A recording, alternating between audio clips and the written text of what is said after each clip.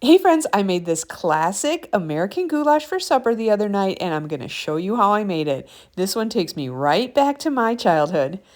Here are all the ingredients we need for this goulash. This is an easy and inexpensive recipe you can make in less than 30 minutes and in one pot.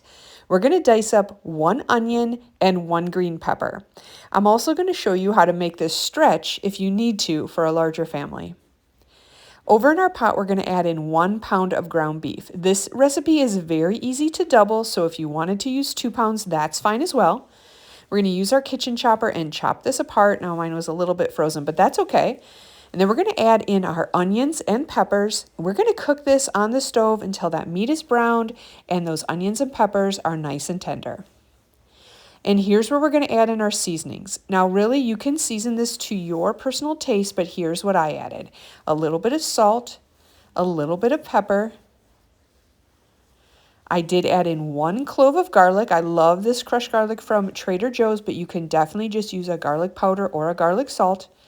A little bit of Worcestershire. Now, you can skip that step if you don't have it. We're all about making this easy. And some Italian seasonings. And we're just going to stir that around on the stove and let that brown nicely in your pan.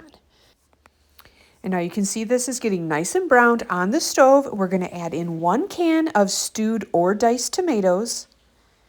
I prefer the stewed tomatoes. I think they have a great flavor. And then 1 can of tomato sauce. And then we're going to add in 2 cups of beef broth. Now, if you don't have a beef broth, you could do some water and beef bouillon, or you can actually just do water. The beef broth does give it a nice, rich flavor, though.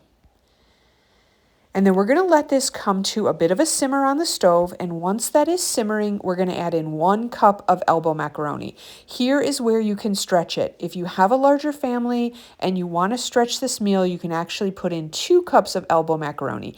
It'll just have more pasta that way, but it's going to taste delicious. And now we're going to let that simmer on the stove for about 8 to 10 minutes or until that pasta is tender.